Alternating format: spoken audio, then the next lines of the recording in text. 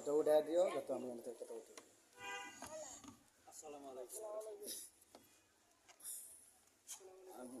আসসালামু আলাইকুম ওয়া রাহমাতুল্লাহি তাআলা ওয়া বারাকাতুহু।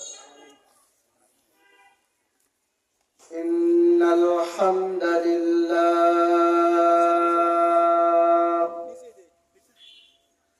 হামদান ইয়ালিqu বিজালালিহি ওয়া কামালিহি ওয়া নাশহাদু আল লা ইলাহা ইল্লাল্লাহ ওয়াহদাহু লা শারীকা লাহু ونشهد أن سيدنا ومولانا محمدا عبد الله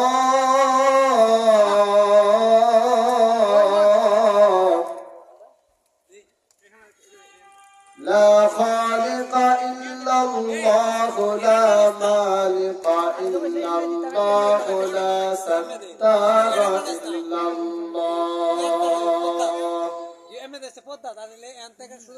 لا حنان إلا الله لا معبود إلا الله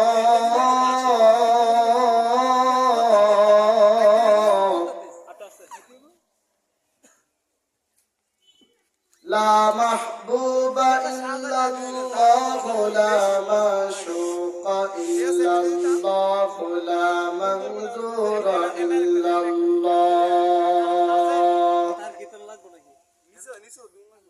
لا إله إلا الله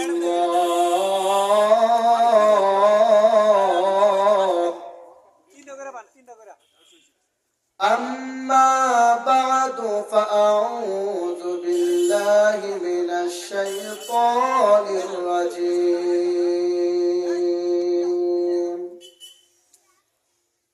بسم الله الرحمن الرحيم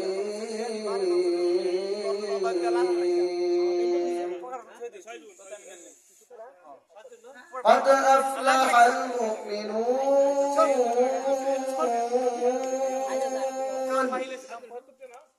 الذين هم في صلاتهم خاشعون آمنت بالله صدق الله مولانا العظيم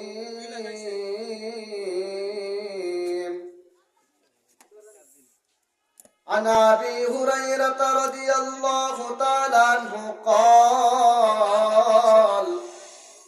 قال النبي صلى الله عليه وسلم إن في الجنة 100 درجات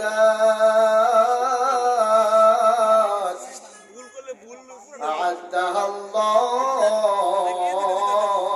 للمجاهدين في سبيل الله ما بين الدرجتين كما بين السماء والأرض فإذا سألتم الله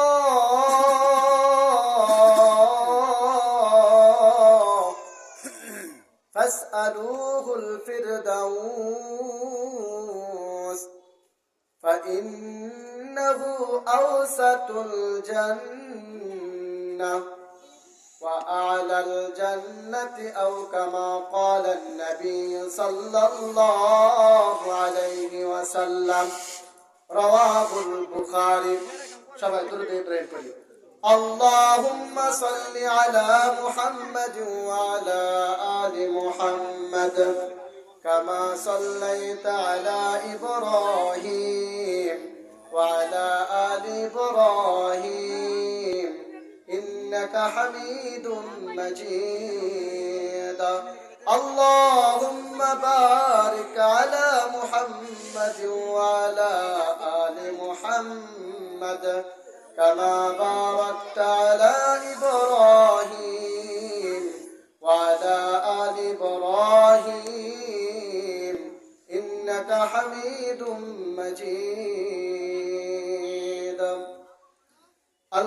الحمد لمن قدر خيرا وقبلا الحمد لمن قدر خيرا وقبلا والشكر لمن صور حسنا وجمالا فرد صمد عن صفة الخلق بريئون رب عزالي خلق الخلق كمالا لا جد ولا ند ولا حد لمولى لا جد ولا ند ولا حد لمولى الآن كان ولم يلق زوالا لا قبل ولا بعد ولا وقت زمانا لا حاجب لا مانع لله تعالى لا تشرك بالله ولا رب سواه لا ولد ولا ولد ولا لها لا আলহামদুলিল্লাহ আল্লাহ পাকের শুকরিয়া আদায় করছি যে আল্লাহ রাব্বুল আলামিন আমাদেরকে আজকের মাহফিলের প্রথম পর্বের মধ্যে বসে আলোচনা শোনার জন্য তৌফিক এনায়েত করেছেন। আল্লাহ পাকের শুকরিয়া আদায় করার পাশাপাশি লক্ষ কোটি দরুদ প্রেরণ করছি আকে নামদার নবী আকরাম আশরাফুন নবী আখলাকুন নবী নবী সাল্লাল্লাহু আলাইহি ওয়াসাল্লামের উপর, যার মাধ্যমে আল্লাহ রাব্বুল আলামিন আমাদেরকে এই ভূখণ্ডে পাঠিয়েছেন। নয়াপাড়া মাঝিবাড়ি জামে মসজিদ কল্যাণ পরিষদ কর্তৃক আয়োজিত 15তম বার্ষিকী ইসলামী মহাসম্মেলন। আজকের সম্মেলনের মান্যবর সভাপতি এবং আমন্ত্রিত ওলামায়ে কেরাম, যারা মাহফিলের জন্য হার ভাঙার চেষ্টা করেছে, প্রিয় যুবক ভাইরা, মণিকোটায় হৃদয়ের গ্রহীণ বনে যাদের জায়গা শাহজালাল ইয়ামনি রহমতুল্লাহ আলাইহির উত্তরসূরি, তারেক বিন জিয়াদ রহমতুল্লাহ আলাইহির উত্তরসূরি যুবক বন্ধুরা, সম্মানিত উপস্থিতি, আজকে আমি আপনাদের এখানে আলোচনা করার জন্য আলোচ্য বিষয়, আমার সাবজেক্টটা নির্ধারণ করেছি, আল্লাহ রাব্বুল আলামিন জান্নাতুল ফেরদাউসের উত্তরাধিকারী কাদেরকে বানাবেন। সেই বিষয়ে আমি আপনাদের সামনে কিছু ধারণা দিয়ে আমার তেলাওয়াতকৃত আয়াতের সংক্ষিপ্ত তাফসীর এবং তেলাওয়াতকৃত হাদিসের সংক্ষিপ্ত ব্যাখ্যা করে আমি ইনশাআল্লাহ আমার আলোচনায় টানব। মুহতারাম হাজিরিন, আমি আপনাদের খেদমতে সূরাতুল মুমিনুনের প্রাথমিক পর্যায়ে কিছু আয়াতে কারিমা তেলাওয়াত করেছি। আল্লাহর নবী সাল্লাল্লাহু আলাইহি ওয়াসাল্লামের অসংখ্য হাদিস থেকে, যে হাদিসটাকে ইমাম বুখারী রহমতুল্লাহ আলাইহি বুখারী শরীফের মধ্যে উল্লেখ করেছেন। আমি আপনাদের সামনে হাদিস নাম্বারটা বলতেছি। হাদিস নাম্বার বলবো এই জন্য যেন আপনারা আমার আলোচনাটা, আজকে যে সাবজেক্ট, সেই সাবজেক্টটা যেন আপনাদের জেহেনের মধ্যে থাকে, সেই জন্য আমি হাদিস নাম্বার, কিতাবের নাম সহ বলছি। আজকে যে হাদিসটা সামনে রেখে আমি আলোচনা করব, সেই হাদিসের কিতাবের নাম হলো বুখারী শরীফ। হাদিস নাম্বার হলো 2598। মুরব্বী বাবারা যারা আছেন তারা হাদিস নাম্বারটা খেয়াল রাখবেন। হ্যাঁ, আওয়াজটা উঠে দেন। আচ্ছা, একটু শুধু হয়ে দিন।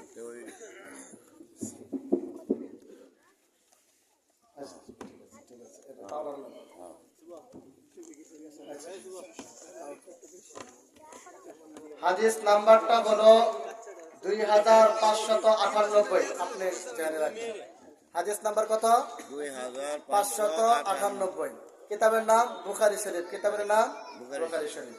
আজকে আমার আলোচ্য বিষয় হলো আল্লাহ তাআলা জান্নাতুল ফেরদাউসের উত্তরাধিকারী কাদেরকে বানাবেন। আমার সাবজেক্টটা আপনারা বুঝে থাকলে অবশ্যই আলোচনা বুঝবেন। আশা করি কেউ কোনো কথা বলবেন না, অল্প সময়ে কিছু আলোচনা করব। আপনার সামনে এসে পড়েন, এখানে তো চেয়ার নিয়ে এখানে এসে পড়েন, এখানে একটা চেয়ার দাও, আপনি এখানে বসুন। সভাপতি আসেন।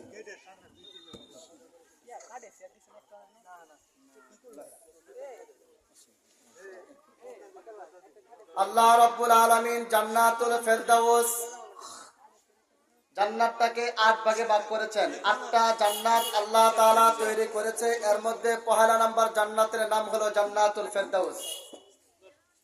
জান্নাতুল ফেরদাউসের উত্তরাধিকারী আল্লাহ পাক কাকে বানাবে সেই বিষয়টা আমি আপনাদেরকে বোঝাবো। এখন যদি বিবরণ দিতে চাই, আল্লাহ তাআলা জান্নাতুল ফেরদাউস কোথায় রেখেছেন, জান্নাত কোথায় রেখেছেন, তাহলে সময় অনেক দরকার, আমি আমার এই সাবজেক্টের উপর যেতে পারবো না। অতএব শুধু জান্নাতুল ফেরদাউসের উত্তরাধিকারী কাদেরকে বানাবে, কারা হবে, সেই ধারণাটা দিয়ে আমি আমার আলোচনার ইতি টানব। মোহতারাম হাজরিন, বাবা যখন মৃত্যুবরণ করে সন্তান তার সম্পদের উত্তরাধিকারী হয়, কি বলেন, ওয়ারিশ, যেটাকে আরবিতে বলা হয় ওয়ারিশ। সিরাজি ফিল মিরাস কিতাবের মধ্যে আসছে, ফরাজ নিয়ে আলোচনা করেছেন। ওয়ারিশ সূত্রে যে সম্পদ পায়, এটা ওয়ারিশ, সম্পদের ওয়ারিশ হবে। বাবা মৃত্যুবরণ করেছে, ওয়ারিশ তার সন্তান হবে, মেয়ে হোক কিংবা ছেলে হোক। জান্নাতের উত্তরাধিকারী আল্লাহ কাকে বানাবে, কাদেরকে বানাবে, সেই বিষয়ে ইনশাআল্লাহ আমি ধারণা দিব। আমি আপনাদের মাঝে পবিত্র কালামে কদিম থেকে এমন একটা কোরআন আল্লাহ তাআলা আমাদের নবীর উপর নাজিল করেছেন, যে কোরআন পানির নিচে ছিল, কিন্তু কোরআনের একটা পৃষ্ঠ ভিজে নাই, বলেন সুবহানাল্লাহ। সাউথ আফ্রিকার এক নদীর সমুদ্রের তলে মুসলমানের এক ডুবুরি গিয়েছে তালাশ তল্লাশি করার জন্য। গিয়ে দেখে সাদা যেন কি দেখা যায়। সেখানে গিয়ে দেখে সূরা নূরের পৃষ্ঠাটা বের করা, কোরআন শরীফের পুরোটা এমন ভাবে বের করা আছে, সেই ডুবুরি মুসলমান ছিল, সেই ডুবুরি কোরআন শরীফকে নিয়ে আসছে। পরের দিক দিয়ে তর্জমা করে দেখে যে পৃষ্ঠাটা খোলা ছিল, সেই পৃষ্ঠার একটা আয়াতের অনুবাদ হলো, আল্লাহ রাব্বুল আলামিন যা আদেশ করেছে এগুলি যারা মানবে তাদেরকে মহান প্রতিদান দিবে, পক্ষান্তরে যারা আল্লাহ তাআলার আদেশ মানবে না তাদেরকে শাস্তি দিবে। তো আল্লাহ রাব্বুল আলামিন কোরআনটাকে অক্ষতভাবে রেখেছেন। আরশের মালিক আল্লাহ রাব্বুল আলামিন আমার তেলাওয়াতের মধ্যে বলেন, قد أفلح المؤمنون। রব বলেন মুমিনগণ সফল কাম হয়ে গিয়েছে। মুমিন আবার কারা? মুমিনগণ সফল কাম হয়ে গিয়েছে। যেমন হযরত বেলাল রাদিয়াল্লাহু তাআলা আনহু ইসলাম ধর্ম গ্রহণ করার আগে ছিল একরকম, যখন ইসলাম ধর্ম কালিমা পরে ইসলামের সুশীতল ছায়া চলে আসলো, তখন আল্লাহ রাব্বুল আলামিন বেলাল রাদিয়াল্লাহু তাআলা সম্মান বাড়িয়ে দিয়েছেন। হাবশী বেলাল, যেই বেলাল ছিল কালো, আবার ছিল গোলাম। আপনারা জানেন বেলাল রাদিয়াল্লাহু তাআলা মসজিদের নববীর মুয়াজ্জিন ছিল। কাফেরদের মন রক্ষার্থে কাফেররা নবীজির কাছে চলে আসছে, এসে বলল, ইয়া রাসূলুল্লাহ, ইয়া হাবিবাল্লাহ, মসজিদের নববীর একজন মুয়াজ্জিন এমন একজন লোককে নিযুক্ত করলেন, যে লোকের চেহারা ভালো না, কণ্ঠ ভালো না, যেই লোক ছিল গোলাম। আল্লাহর নবীজি সাল্লাল্লাহু আলাইহি ওয়াসাল্লাম কাফেরদের মন রক্ষার্থে সীমিত সময়ের জন্য বেলালকে মসজিদে নববীর মুয়াজ্জিনের পদ থেকে অবাঞ্ছিত করে সুরলা কণ্ঠের অধিকারী একজন মুয়াজ্জিনকে নিযুক্ত করলাম। শেষ দিনের ফজরের আযান দিয়েছিল।